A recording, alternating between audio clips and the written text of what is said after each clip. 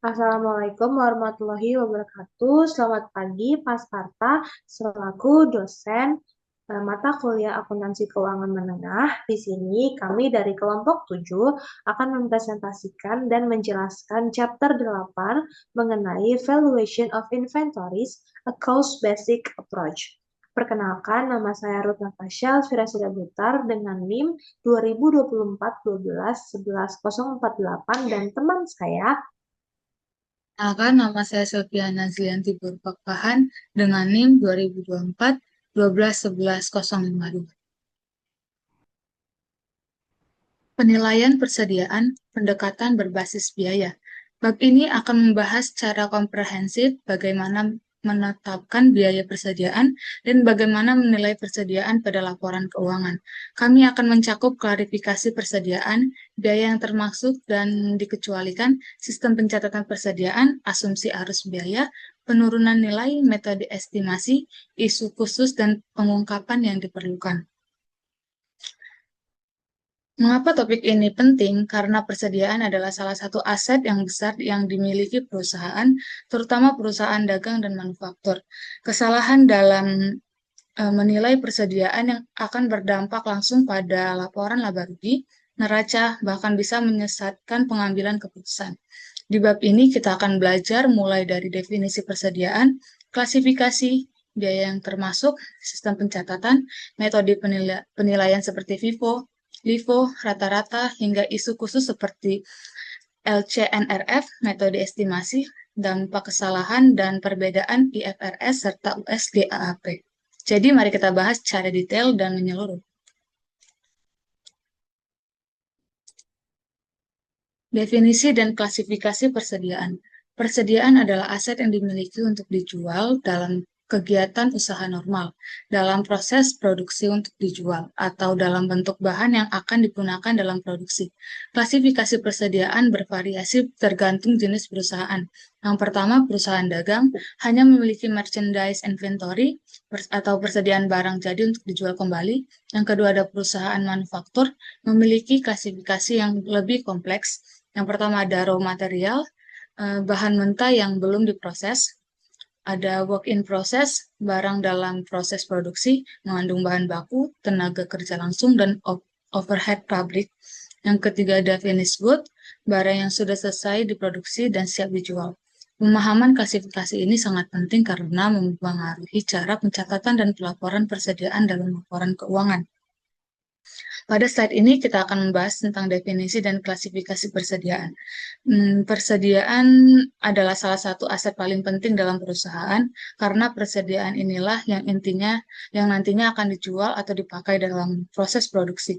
Menurut akuntansi, persediaan adalah aset yang dimiliki untuk dijual dalam kegiatan usaha normal, berada dalam proses produksi untuk dijual, atau dalam bentuk badan yang akan digunakan dalam produksi. Klasifikasi persediaan berbeda-beda tergantung jenis perusahaan. Kalau perusahaan dagang, persediaan biasanya sederhana, yaitu barang dagangan yang siap dijual kembali. Contohnya supermarket yang menjual sabun, minyak goreng, dan produk lain. Semua itu adalah merchandise inventory. Sedangkan pada perusahaan manufaktur, klasifikasi persediaannya lebih kompleks. Ada 3 jenis utama. Pertama ada raw materials atau bahan baku, yaitu bahan mentah yang belum diproses, misalnya besi untuk membuat mobil atau kain untuk membuat pakaian. Yang kedua ada work in process atau barang dalam proses, yaitu barang yang sedang dikerjakan dan sudah mengandung biaya bahan, biaya tenaga kerja langsung, dan juga overhead pabrik. Ketiga ada finished good atau barang jadi, yaitu produk yang sudah selesai diproduksi dan siap dijual. Pemahaman mengenai klasifikasi sangat penting karena akan mempengaruhi bagaimana perusahaan mencatat, melaporkan, dan menilai persediaan di laporan keuangan. Biaya yang termasuk dan tidak termasuk dalam persediaan. Biaya yang dimaksudkan atau cost of inventory. Semua biaya yang diperlukan untuk membawa persediaan ke kondisi dan lokasi saat ini. Yang pertama ada harga pembelian, yang kedua ada biaya masuk, pajak pembelian yang tidak dapat diklaim, dan biaya impor. Yang ketiga ada biaya pengiriman masuk jika ditanggung pembeli. Yang keempat ada biaya pengolahan dan penyiapan. Yang kelima ada biaya konversi. Lalu ada biaya yang tidak dimasukkan, biaya yang tidak berkaitan langsung dengan perolehan atau persiapan persediaan. Yang pertama ada biaya pemasaran, penjualan dan distribusi keluar. Yang ketiga ada beban umum dan administrasi yang tidak berkaitan langsung. Dan yang ketiga ada biaya pemborosan abnormal atau penyimpangan produksi tidak normal. Nah, sekarang kita masuk ke topik biaya persediaan. Pertanyaan utama adalah biaya apa saja yang boleh dimasukkan sebagai harga pokok persediaan dan biaya mana yang harus dikeluarkan. Semua biaya yang diperlukan untuk membawa persediaan ke kondisi dan lokasi siap untuk dijual harus dimasukkan ke dalam harga pokok persediaan. Misalnya, harga beli dari pemasok, biaya masuk, pajak pembelian yang tidak bisa diklaim, biaya impor, biaya angkut masuk atau freight-in, serta biaya konversi, yaitu biaya tenaga kerja langsung dan alokasi overhead pabrik. Sebagai contoh, jika perusahaan membeli barang seharga 10 juta, kemudian membayar ongkos kirim sebesar 200.000, serta pajak impor sebesar 300.000, maka total biaya yang masuk ke persediaan adalah 10.500.000. Semua biaya ini membuat barang siap berada di gudang. Tapi ada juga biaya yang tidak boleh dimasukkan. Contohnya biaya iklan untuk memasarkan produk, biaya distribusi keluar atau ongkos kirim ke pelanggan, beban umum dan administrasi yang tidak terkait langsung, serta biaya pemborosan abnormal. Jadi, intinya hanya biaya yang benar-benar membuat barang siap dijual dan yang masuk ke persediaan, sedangkan biaya setelah barang sudah siap dijual masuk ke kategori beban periode. Sistem pencatatan persediaan perpetual versus periode. Selanjutnya kita akan masuk ke sistem pencatatan persediaan. Ada dua sistem utama, yaitu sistem perpetual dan sistem periode. Pada sistem perpetual, setiap transaksi yang terjadi langsung dicatat dalam akun inventory. Jadi, setiap pembelian akan menambah saldo inventory, dan dari setiap penjualan langsung mengurangi inventory sekaligus mencatat COGS. Dengan kata lain, data persediaan selalu update setiap saat. Sistem ini sangat cocok jika menggunakan komputerisasi atau software akuntansi modern. Contohnya, kalau perusahaan membeli 1.000 unit barang seharga 10.000 per unit, maka langsung dicatat debit inventory sebesar 10 juta, kreditnya account payable sebesar 10 juta. Kalau ada biaya kirim langsung sebesar 200.000, maka debit inventory sebesar 200.000, kredit cashnya 200.000. Lalu kalau perusahaan menjual 300 unit dengan harga 50.000 per unit, maka ada dua pencatatan. Pertama untuk pendapatan, debitnya account receivable sebesar 15 juta dan kreditnya sales sebesar 15 juta. Kedua untuk harga pokok, debitnya COGS sebesar 3 juta dan kreditnya inventory sebesar 3 juta. Sedangkan pada sistem periodik, pencatatan lebih sederhana di awal, tapi perhitungan dilakukan di akhir periode. Semua pembelian dicatat ke akun purchase, bukan inventory. Kemudian di akhir periode dilakukan perhitungan fisik persediaan untuk mengetahui ending inventory. Rumusnya adalah COGS sama dengan beginning inventory ditambah net purchase dikurang ending inventory. Sebagai contoh, yang pertama, pembelian kredit barang, langsung saja. Debitnya purchase sebesar 10 juta dan kreditnya account payable sebesar 10 juta. Sedangkan pada akhir periode, hitung ending inventory secara fisik. Misalnya 2.100.000. Tutup akun purchase dan hitung COGS. Debit inventory ending sebesar 2.100.000 dengan jurnal debit COGS sebagai perhitungan sebesar X, kreditnya purchase sebesar 10 juta dengan kredit inventory beginning sebesar Y. Jadi, sistem perpetual lebih detail dan real time. Sedangkan sistem periodik lebih sederhana tetapi membutuhkan hitung fisik di akhir periode.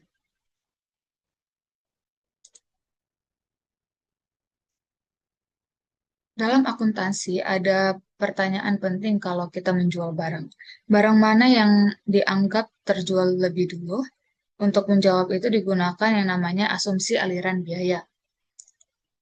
atau cost flow assumption. Metode ini menentukan bagaimana biaya persediaan dialokasikan ke COGS dan persediaan akhir.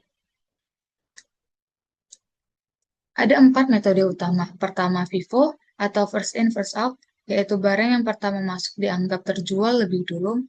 Metode ini cocok dengan barang yang mudah rusak atau kadaluarsa, misalnya susu. Pada kondisi inflasi, FIFO menghasilkan harga pokok penjualan lebih rendah, laba bersih lebih tinggi, dan ending inventory lebih mendekati harga pasar saat ini.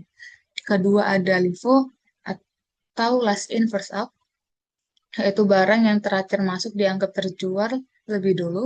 Metode ini cocok dengan barang seperti pasir atau batu yang diambil dari tumpukan paling atas. Dalam inflasi, LIFO membuat harga pokok lebih tinggi, laba bersih lebih rendah, dan otomatis pajak lebih rendah. Tapi perlu dicatat, LIFO dilarang oleh IFRS meski masih diperbolehkan dalam USGAAP. Ketiga ada average atau biaya rata-rata. Setiap unit dianggap punya harga rata-rata, sehingga baik COGS maupun ending inventory dihitung dari rata-rata biaya. Yang keempat ada specific identification, yaitu metode khusus di mana setiap unit persediaan bisa diidentifikasi biayanya secara spesifik. Biasanya dipakai untuk barang bernilai tinggi seperti mobil, perhiasan, atau barang koleksi.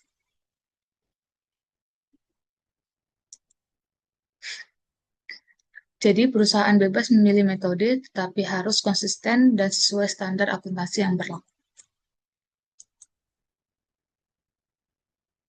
Sekarang kita lihat contoh numerik supaya lebih jelas. Pada data persediaan awal 100 unit dikali Rp1.000, lalu beli 200 unit dikali Rp12 sama dengan 400 ya. Dan dibeli 150 unit dikali 14 sama dengan 2.100. Total barang tersedia adalah 450 unit dengan nilai 5.500. Dari total ini perusahaan menjual 300 unit sehingga tersisa 150 unit. Kalau pakai FIFO yang dijual adalah 100 unit dikali Rp10 dan 200 unit dikali Rp12, sehingga total COGS adalah 3.400. Persediaan akhir 150 unit berarti sisa dari pembelian terakhir, yaitu 150 unit dikali 14 sama dengan 2.100. Kalau pakai LIFO yang dijual adalah 150 unit dikali 14 dan 150 unit dikali 12, sehingga total COGS adalah 3.900. Persediaan akhir berarti sisa 100 unit dikali 10 dan 50 unit dikali 12. Totalnya 1.600. Kalau pakai average, biaya rata-rata per unit adalah 5.500 dibagi 450 sama dengan 12,22. Maka COGS untuk 300 unit adalah 3.666,7. Dan persediaan akhir 150 unit adalah 1.833,3. Dari sini kita bisa lihat metode yang berbeda memberikan hasil COGS dan laba yang berbeda. Padahal barang fisiknya sama. Inilah pentingnya pemilihan metode penilaian persediaan. Lower of cost and net releasable value atau LCNRF. Konsep ini memastikan bahwa persediaan tidak dicatat melebihi nilai yang dapat direalisasikan. IFRS atau IAS 2, persediaan diukur pada nilai terendah antara biaya perolehan dan nilai realisasi neto atau NRF. NRF sama dengan harga jual estimasi dikurang biaya penyelesaian estimasi, dikurang biaya penjualan estimasi. Jika NRF lebih kecil dari biaya, lakukan write down ke NRF. IFRS mengizinkan reversal write down jika NRF meningkat di periode berikutnya atau tidak melebihi biaya awal. Lalu ada USGAAP menggunakan konsep tradisional Lower of Cost of Market atau LCM dengan definisi pasar yang spesifik untuk metode LIFO atau retail. GAAP umumnya tidak mengizinkan reversal write down. Contoh jurnal write down. Misalnya 1000 unit, biaya per unitnya Rp50, totalnya Rp50.000. NRF per unit Rp45, totalnya Rp45.000. Penurunan nilai sebesar Rp5.000. Maka jurnalnya debit loss on inventory write-down expense pada inventory sebesar Rp5.000. Jika IFRS dan NRF naik kembali, misalnya ke Rp52 per unit, dan reversal diperbolehkan, pemulihan sebesar maksimal penurunan di awal diakui. Jika NRF sekarang 52 dikali 1000, maka menghasilkan 52.000. Ini lebih tinggi dari NRF sebelumnya atau sebesar 45.000. Namun pemulihan tidak dapat melebihi kos awal. Jurnal contoh mengakui pemulihan sebesar 5.000. Maka debitnya inventory sebesar 5.000, dan pada kredit gain reversal of inventory write-down atau other income sebesar 5.000. Atau secara praktis mengkredit akun expense yang semula dibebankan. Pada slide ini kita akan membahas konsep LC, NRF atau lower of cost and net realizable value. Prinsip akuntansi mengatur bahwa persediaan harus dicatat pada nilai yang lebih rendah antara biaya perolehan atau harga pasar yang bisa direalisasikan, yang kita sebut sebagai NRF. Tujuannya adalah agar persediaan tidak dicatat melebihi nilai yang dapat dihasilkan saat dijual. NRF dihitung sebagai harga jual estimasi, dikurangi biaya penyelesaian dan biaya penjualan. Jika NRF lebih rendah dari biaya, maka dilakukan penurunan nilai persediaan. Mari kita lihat contoh sebuah perusahaan memiliki 1000 unit persediaan dengan biaya per unit Rp50. Jadi totalnya sebesar Rp50.000. Ternyata harga jual turun sehingga NRF per unit hanya Rp45. Totalnya Rp45.000. Karena NRF lebih rendah, maka harus dicatat penurunan nilai sebesar Rp5.000. Jurnalnya adalah debit loss on inventory write-down sebesar Rp5.000 dan kredit inventory-nya sebesar Rp5.000. Jika kemudian harga pasar naik lagi, misalnya NRF menjadi Rp52.000, IFRS memperbolehkan adanya reversal write-down sampai batas maksimal penurunan awal. Artinya perusahaan boleh mengembalikan kerugian sebesar Rp5.000, tetapi tidak boleh lebih tinggi dari biaya awal. Jurnalnya adalah debit inventory sebesar Rp5.000, credit reversal of inventory write-down sebesar Rp5.000.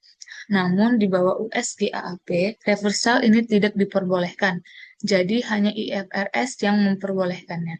Kesimpulan, LCNRF menjaga agar persediaan tidak overstate dan memberikan perlindungan pada laporan keuangan.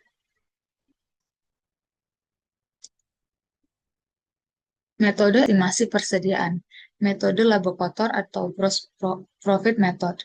Langkah-langkahnya yang pertama, hitung goods available of sale at cost sama dengan beginning inventory ditambah purchase.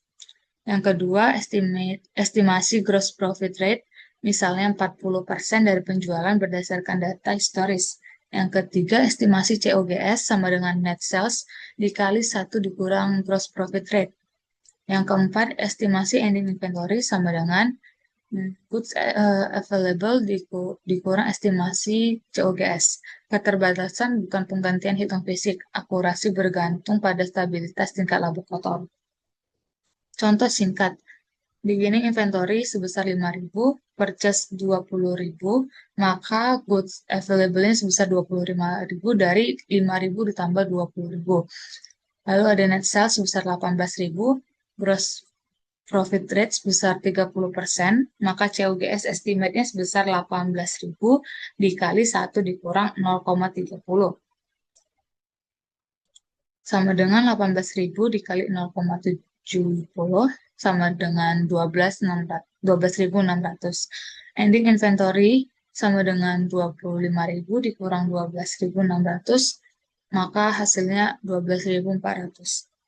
Metode persediaan retail atau Retail Inventory Method. Sering digunakan oleh retail dengan daftar harga eceran, mengkonversi nilai persediaan pada harga eceran ke biaya menggunakan resiko cost to retail. Biaya data yang dibutuhkan beginning inventory, cost dan retail, purchase, cost dan retail, net markups dan atau markdowns, net sales retail, contohnya cost available for sale sebesar 50.000, retail available for sale, konvensional sebesar 77.000, cost to retail ratio sebesar 50.000 dibagi 77.000 menghasilkan 0,6493, ending inventory at retail 77.000 dikurang 50.000 sama dengan 27.000, ending inventory at cost 27.000 dikali 0,6493 sama dengan 17.532,5. Contoh lengkap, beginning cost 10.000, beginning retailnya 15.000, purchase cost 40.000, purchase retailnya 60.000, net markup 2.000, net markdown 1.000, net sales during period retail 50.000. Langkah perhitungan yang pertama, cost available for sale 10.000 ditambah 40.000 menjadi 5.000. Retail available for sale konvensional exclude markdown, beginning retail ditambah purchase retail dikurang net markup sama dengan 15.000 ditambah 60.000 ditambah 2.000 sama dengan 77.000. Yang ketiga adalah cost to retail ratio 50.000 dibagi 77.000 sama dengan 0,6493. Digunakan sebagai faktor konversi. Yang keempat ada ending inventory at retail sama dengan retail available dikurang net sales 77.000 dikurang 50.000 sama dengan 27.000. Yang kelima ada ending inventory at cost 27.000 dikali 0,6493 sama dengan 17.532,5.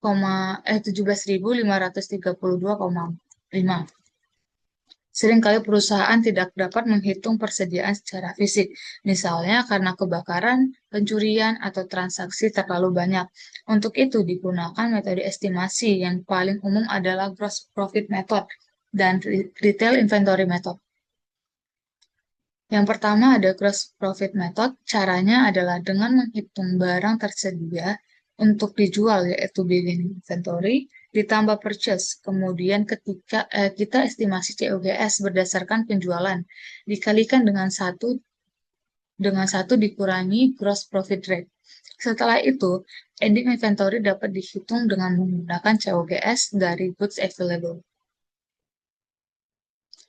Contohnya seperti yang tadi, beginning inventory 5.000, purchase 20.000, jadi goods available-nya 25.000, net sales-nya 18.000, gross profit rate-nya 30.000, maka COGS 18.000 dikali 70%, and sama dengan 12.600.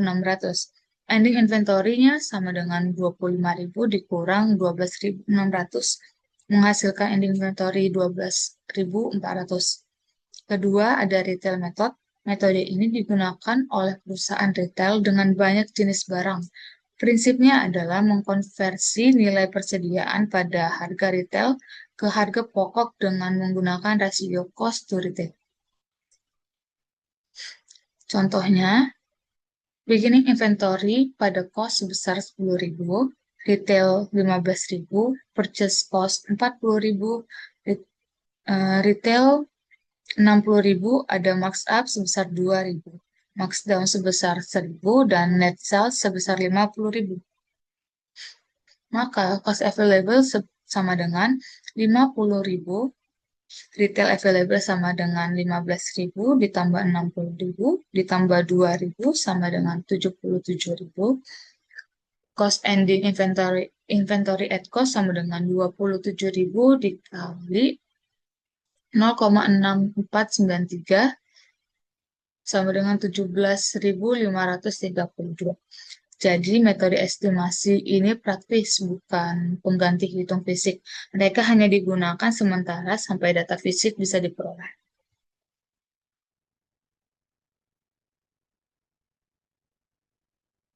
Khusus dan perlakuan akuntansi persediaan. Yang pertama ada barang dalam perjalanan atau goods in transit. Kepemilikan ditentukan oleh FOB terms. Yang pertama ada FOB shipping point.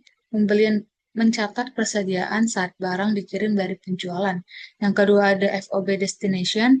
Pembelian mencatat persediaan saat barang sampai di lokasi pembelian.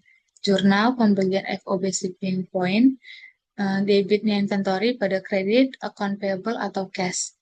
Yang kedua ada konsinyasi atau consignment. Consignor, pemilik atau pemilik barang tetap mencatat persediaan sampai barang terjual oleh consignee.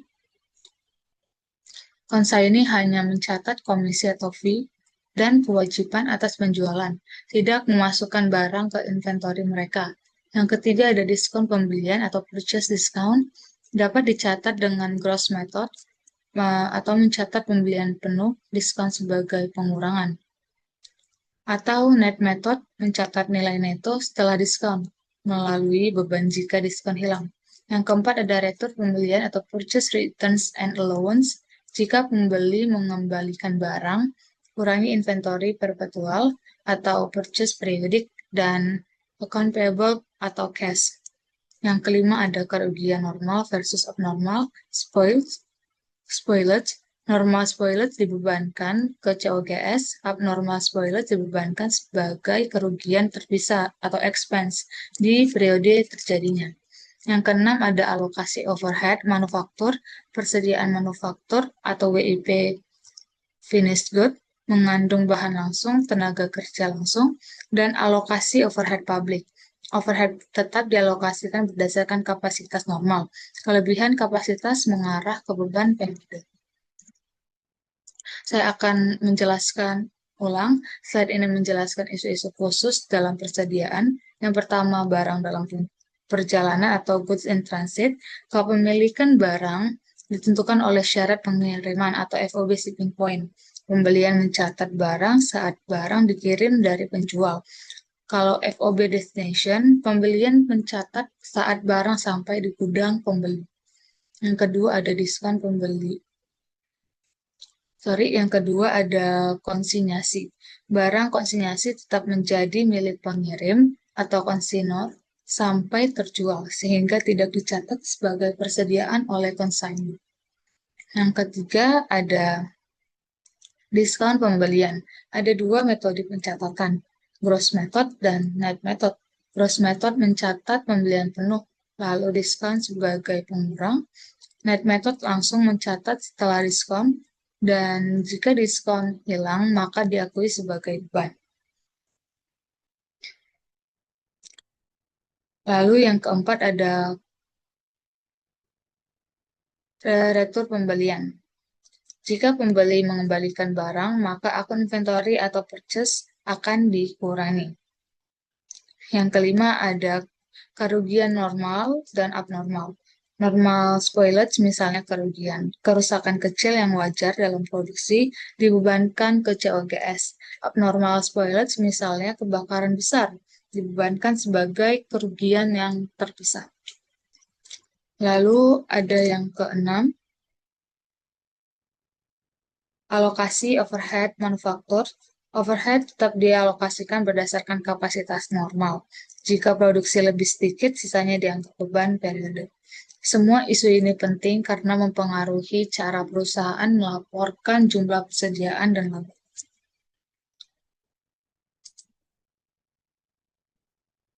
Dampak kesalahan persediaan dan pengungkapan. Dampak kesalahan persediaan antar periode.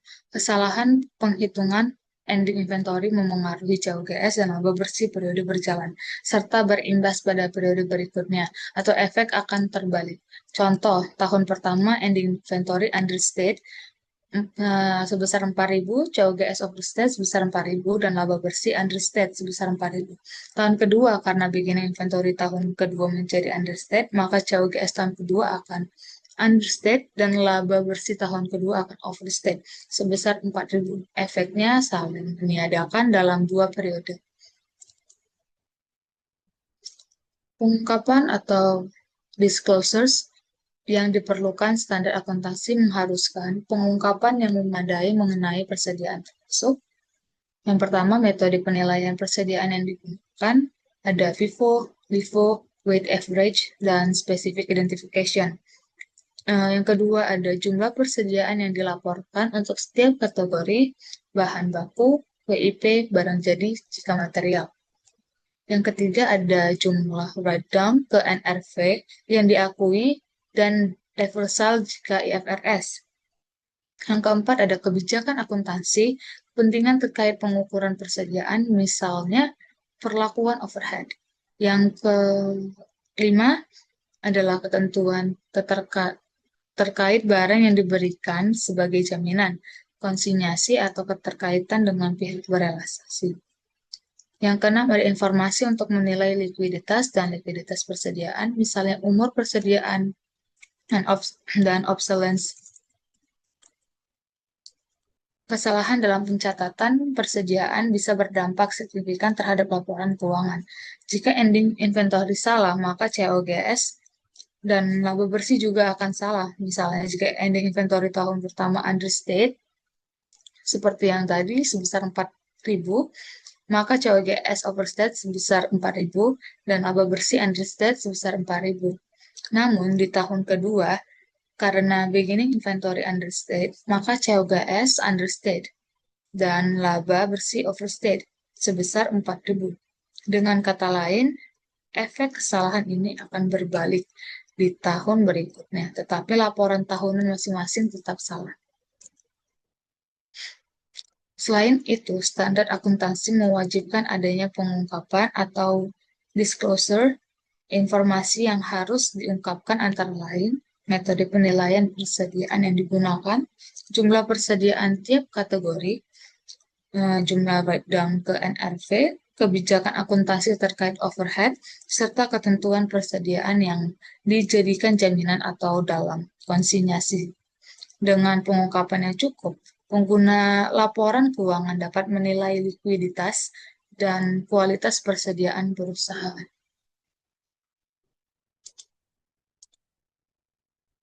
Oke, selanjutnya kita akan membahas mengenai pengendalian internal dan prosedur fisik inventaris. Nah, tujuan utamanya adalah menjaga keberadaan, kondisi, dan nilai persediaan, serta mencegah kecurangan, kehilangan, dan kesalahan perhitungan. Berikut ada 3 cara pengendalian internal dan juga prosedur fisik inventaris. Yang pertama, ada pemisahan tugas. Yang kedua, ada pengamanan fisik. Dan yang ketiga, ada perhitungan fisik. Yuk kita bahas secara detail.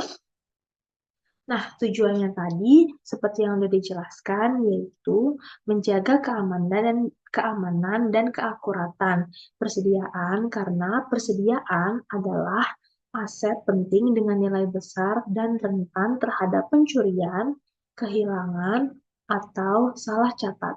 Nah, yang pertama, kita akan membahas mengenai pemisahan tugas atau segregation of duties. Nah, 3 fungsi utama yang harus dipisah. Pertama, penerimaan barang itu adalah bagian gudang. Yang kedua, pencatatan transaksi itu bagian akuntansi. Dan yang ketiga, penyimpanan barang, bagian logistik ataupun staf gudang. Nah, tujuannya apa sih dari pemisahan tugas atau segregation of duties ini? Tujuannya ada 2. Yang pertama, mencegah kecurangan dan juga mencegah manipulasi data. Yang kedua, jika satu orang mengendalikan semuanya, maka sangat rawan terjadi penyimpangan karena tidak ada sistem pengawasan silang. Yang kedua, kita akan membahas mengenai perhitungan fisik berkala atau stock opname. Apa sih itu stok opname atau perhitungan fisik berkala? Stok opname adalah pengecekan langsung jumlah fisik barang di gudang. Itu dicocokkan dengan catatan akuntansi. Nah, biasanya stok opname atau perhitungan fisik berkala ini dilakukan secara tahunan, yaitu di akhir tahun, atau setiap bulan, ataupun setiap kuartal. Bisa juga gunakan cycle counting atau metode sampling stok harian atau berkala untuk efisiensi dan juga akurasi yang tinggi.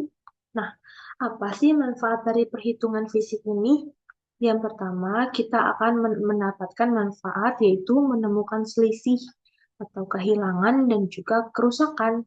Yang kedua, itu untuk mengkoreksi catatan akuntansi dan juga meningkatkan keandalan laporan keuangan. Nah, yang terakhir tidak lupa ada pengamanan fisik, yaitu apa aja sih langkah-langkah penting dalam pengamanan fisik? Yang pertama, gudang. Gudang itu harus tertutup dan juga terkunci.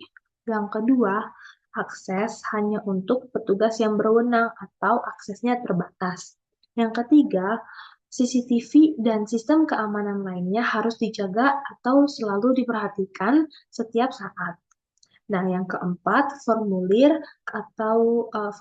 keluar masuk barang atau ada gate pass. Nah, yang terakhir ada sistem check-in, check-out barang atau pencatatan masuk dan juga keluar. Nah, persediaan itu mudah hilang, rusak, ataupun dicuri jika pengawasan fisik lemah. Maka, aspek fisik dan sistemik harus diperkuat bersama. Tanpa pengendalian internal yang memadai, perusahaan itu bisa mengalami kerugian yang sangat besar dari kehilangan stok, manipulasi data, hingga kesalahan pencatatan yang mempengaruhi laporan keuangan dan perpajakan. Next.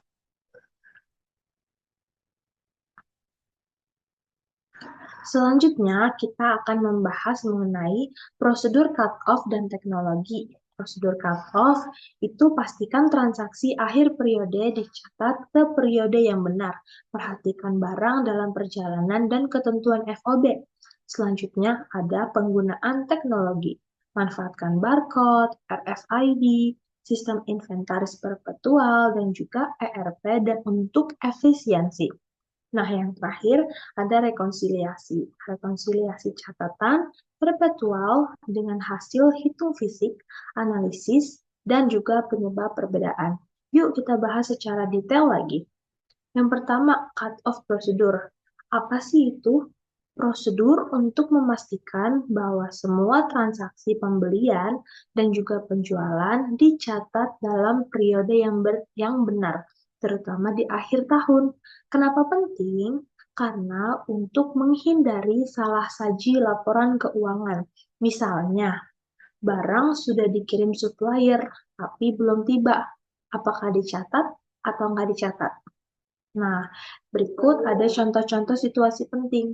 Yang pertama, barang dalam perjalanan dengan syarat FOB shipping point itu sudah menjadi milik pembeli sejak dikirim.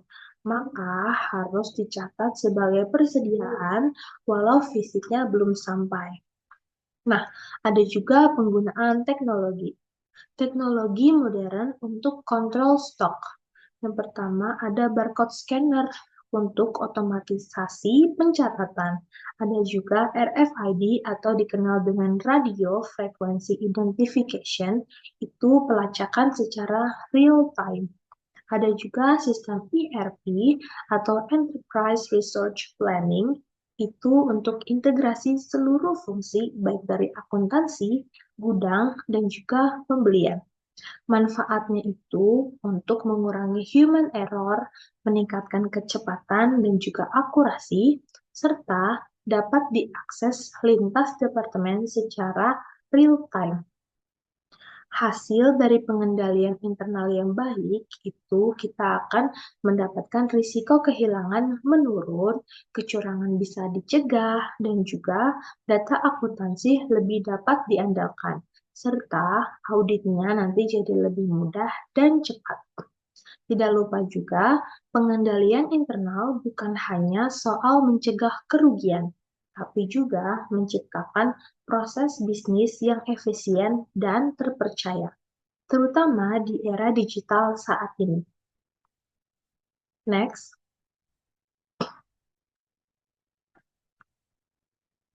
Selanjutnya, kita akan membahas isu praktis dan pertimbangan manajerial.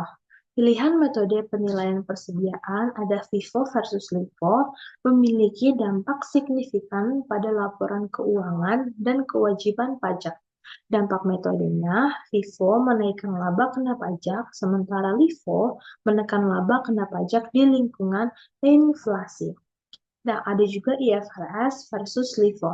IFRS melarang penggunaan LIFO, sehingga perusahaan internasional perlu konsistensi pelaporan. Yuk kita bahas dengan lebih detail lagi. Nah, bagaimana metode penilaian persediaan memengaruhi laporan keuangan, pajak, dan juga strategi manajemen. Pengaruh terhadap laba dan pajak, metode FIFO atau yang dikenal dengan first in, first out. Nah, saat inflasi, barang pertama atau yang murah itu dijual terlebih dahulu, sehingga COGS-nya lebih rendah, sehingga laba lebih tinggi. Tapi, pajak juga jadi lebih tinggi. Yang kedua, ada metode LIFO atau last in, first out. Ini berbeda dengan FIFO first in first out. Sementara LIFO itu saat inflasi barang terakhir atau yang mahal dijual terlebih dulu sehingga COGS lebih tinggi, laba lebih rendah. Maka beban pajaknya jadi lebih rendah. Ada juga IFRS versus LIFO. IFRS melarang LIFO hanya diperbolehkan di beberapa negara, misalnya di bawah US GAAP. Artinya, perusahaan yang beroperasi secara internasional harus berhati-hati agar tidak menggunakan metode yang bertentangan dengan standar IFRS. Apa sih pertimbangan manajemen dalam hal ini? Apakah tujuan utama mengurangi pajak, meningkatkan laba, atau konsistensi laporan? Apakah perusahaan berorientasi lokal boleh LIFO atau global harus ikut IFRS? Nah, pemilihan metode penilaian persediaan bukan hanya soal angka, tapi juga menyangkut regulasi, perpajakan, strategi, dan persepsi investor. Next. Selanjutnya, kita akan membahas LIFO liquidation dan perpajakan. LIFO liquidation, penjualan melebihi pembelian, dapat meningkatkan laba secara artifisial. Perusahaan harus memantau level stok. Yang kedua, implikasi perpajakan. Aturan pajak bervariasi per yurisdiksi. Konsultasi pajak lokal diperlukan untuk penggunaan LIFO. Yuk kita bahas secara lanjut. Ini melanjutkan isu sebelumnya. Kita bahas fenomena khusus yang bisa memengaruhi interpretasi laporan keuangan. LIFO liquidation itu ketika penjualan melebihi pembelian, maka perusahaan menggunakan stok lama atau dengan harga yang murah, sehingga COGS lebih rendah dan laba tampak tinggi. Tapi, kenaikan laba ini tidak mencerminkan kinerja yang nyata. Ini disebut artificial profit, harus dianalisis dengan hati-hati. Sebagai contoh, stok lama, perusahaan mempunyai stok lama dengan harga 8 per unit, akhirnya dijual. Padahal stok baru itu harganya 14 per unit, belum dibeli lagi. Ini menurunkan COGS sehingga menaikkan laba, tapi tidak sustainable. Ada juga implikasi manajerial. Manajemen dalam hal ini perlu mempertimbangkan efek jangka panjang dari metode yang digunakan, potensi volatilitas laba akibat LIFO liquidation. Apakah laporan menjadi menyesatkan bagi investor? Nah, dampak keseluruhan pemilihan metode bisa mempengaruhi cash flow dari pajak, kinerja laba, evaluasi investor, serta kepatuhan regulasi. Sehingga tidak ada metode yang terbaik secara mutlak. Yang penting adalah konsistensi, transparansi, dan kesesuaian dengan strategi serta regulasi yang berlaku.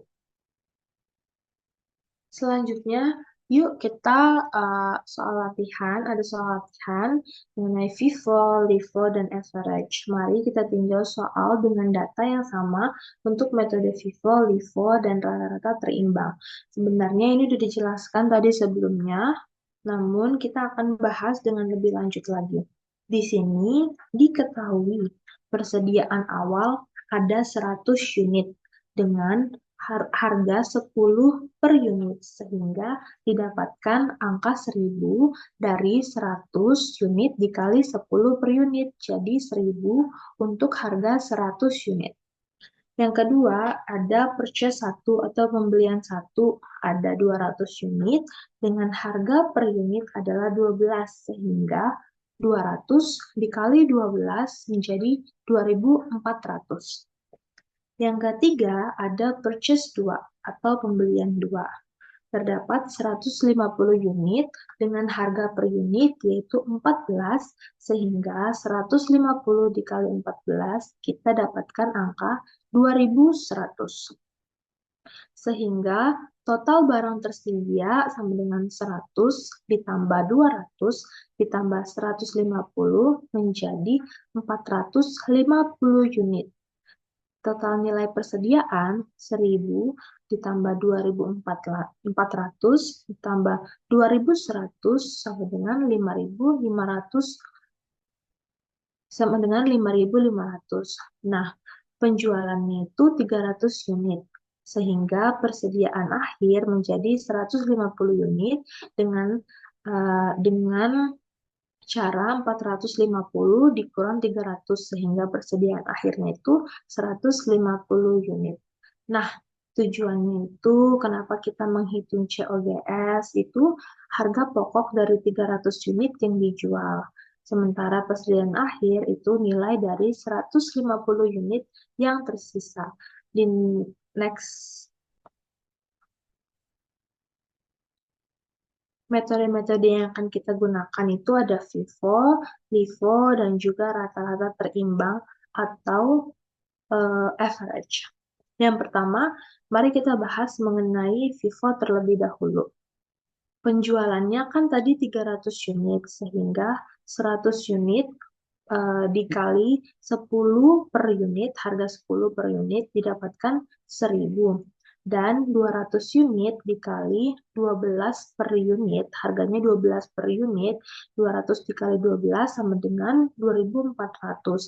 Di sini kita dapatkan COGS-nya itu 3400. Sehingga untuk persediaan akhir yang tadi 150 unit tersisa, 150 unit ini dari pembelian terakhir dikali 14. Sehingga ending inventory-nya itu 2100. Yang kedua, kita akan membahas tentang LIFO atau last in, first out, di mana barang yang masuk terakhir itu dijual terlebih dahulu. Berarti penjualannya 300 unit, yaitu 150 unit dikali 14, harganya 14 per unit, didapatkan 2100. Dan juga 150 unit dikali harga 12 per unit sama dengan 1800. Sehingga COGS-nya kita dapatkan 3900. Nah, persediaan akhirnya kan menjadi 150 unit karena yang dijual terlebih dahulu itu yang 300-nya. 100 unit dikali 10 per unit sama dengan 1000 dan 50 unit dikali 12 per unit sama dengan 600 sehingga kita dapatkan ending inventory-nya adalah 1600. Nah, selanjutnya yang terakhir, kita juga membahas dengan metode average cost atau rata-rata tertimbang. Nah, rata-rata per unit kita dapatkan 5.500 dibagi total unit itu 450 dan sehingga 5.500 dibagi 450 menjadi 12,22 dibulatkan. Sehingga COGS-nya kita dapatkan untuk 300 unit itu 300 dikali 12,22 yaitu 3.667 dibulatkan. Sehingga persediaan akhir untuk 150 unit itu 150 dikali harga 12,22 menjadi 1.833 dibulatkan. Nah, sehingga kita dapatkan untuk kesimpulan penyelesaian soal ini, untuk metode FIFO itu COGS-nya 3.400, persediaan akhirnya 2.100, sementara untuk metode LIFO COGS-nya itu 3.900, persediaan akhirnya 1.600. Dan yang terakhir untuk metode average, COGS-nya 3.667 dan persediaan akhirnya 1.833. Nah, ini sangat berpengaruh pada laba dan juga ketentuan pajak nanti selanjutnya. Next. Nah, selanjutnya di sini kita akan latihan untuk moving average perpetual. Nah, metode moving average itu menghitung ulang rata-rata biaya setiap kali terjadi pembelian. Di mana langkah pertama persediaan awal itu 100 unit dikali 10 rupiah per unit sama dengan 1.000. Sehingga kita dapatkan biaya rata-ratanya adalah 10 rupiah per unit. Langkah kedua, pembelian 50 unit dengan 12 rupiah per unit. Total unitnya 100 ditambah 50 sama dengan 150. Total nilainya 1.000 ditambah 600 sama dengan 1.600. Sehingga 1.600 dibagi 150 adalah 10,67 rupiah per unit. Nah, langkah ketiga, penjualan 80 unit. COGS-nya adalah 80 dikali 10,67 rupiah sama dengan 853,33 rupiah. Sehingga sisa persediaan 70 unit dikali 10,67 rupiah didapatkan 746,67 rupiah. Nah, metode moving average ini memberikan hasil yang dinamis dan akurat secara waktu nyata, sangat cocok untuk sistem perpetual atau pembaharuan stok secara langsung di sistem ERP. Next. Kita akan latihan juga untuk LCNRV, write down, dan reversal atau IFRS, di mana diketahui data ada 1.000 unit, biaya per unitnya ada 50, sehingga totalnya 50.000, dan NRV per unit adalah 45, sehingga totalnya adalah 45.000. Pertama, penurunan nilai. Kita hitung 50.000 dikurang 45.000 sama dengan 5.000. Ini adalah kerugian penurunan nilai. Sehingga kita bisa tuliskan jurnalnya dengan debit loss on inventory write down sebesar 5.000 rupiah dan kreditnya inventory sebesar 5.000. Jika NRV naik jadi 52, IFRS versus GAAP, IFRS reversal dibolehkan sampai 5.000 nilai yang pernah diturunkan. Tidak boleh lebih dari itu. Sementara USGAAP tidak memperbolehkan reversal. Sekali diturunkan, tidak boleh dikembalikan nilainya. Nah, jadi LCNRV adalah konservatif, lebih aman bagi investor. Tapi ada perbedaan besar antara IFRS dan juga GAAP yang perlu dicermati saat menyusun laporan lintas negara. Seperti yang kita lihat, jika reversal, NRV naik ke Rp52 per unit, maka totalnya Rp52. IFRS mengizinkan pemulihan hingga 5.000, sehingga jurnalnya kita bisa mencatat sebagai debit inventory Rp5.000 dan juga kredit reversal of inventory write down sebesar Rp5.000. Next. Nah, yang terakhir, kita akan membahas contoh soal mengenai metode retail atau konvensional. Metode retail ini digunakan untuk mengestimasi nilai persediaan akhir. Nah, total barang dijual itu 100.000 harga jual, margin laba kotor 40%, maka biaya atau cost dari barang yang dijual adalah 60% dari 100.000, didapatkan 60.000. Sehingga total barang tersedia untuk dijual itu harganya 120.000. Maka persediaan akhir 120.000 dikurang 100.000 itu 20.000. Nah, estimasi nilai persediaan akhir at cost itu 20.000 dikali 60% sama dengan 12.000. Nah, di dalam soal diketahui hasil akhir estimasi persediaan itu 17.532,47. Itu artinya dari total penjualan dan margin, perusahaan menghitung mundur ke estimasi nilai persediaan. Sehingga retail method cepat dan efisien, tapi kurang akurat jika margin berubah-ubah atau ada diskon besar. Hanya cocok untuk estimasi, bukan laporan tahunan. Next. Yang terakhir, kita akan membahas mengenai perbedaan utama IFRS versus US GAAP dalam persediaan.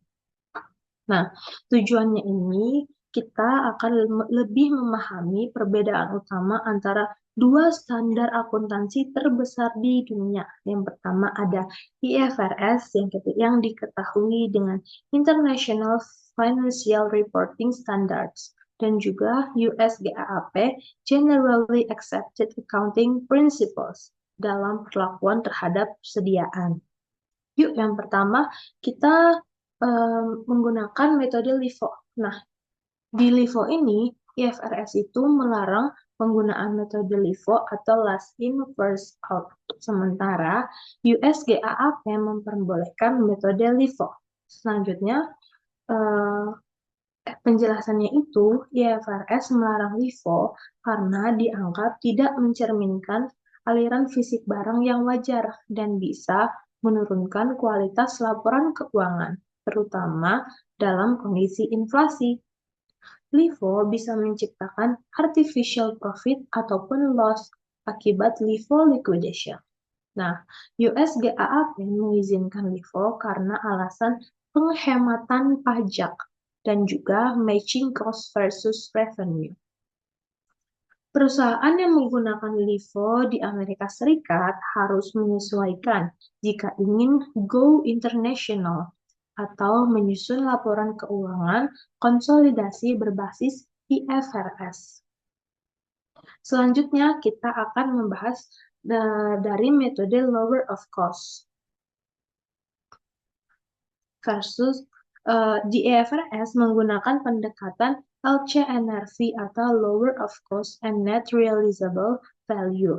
Net realizable value estimasi harga jual dikurangi biaya penyelesaian atau penjualan.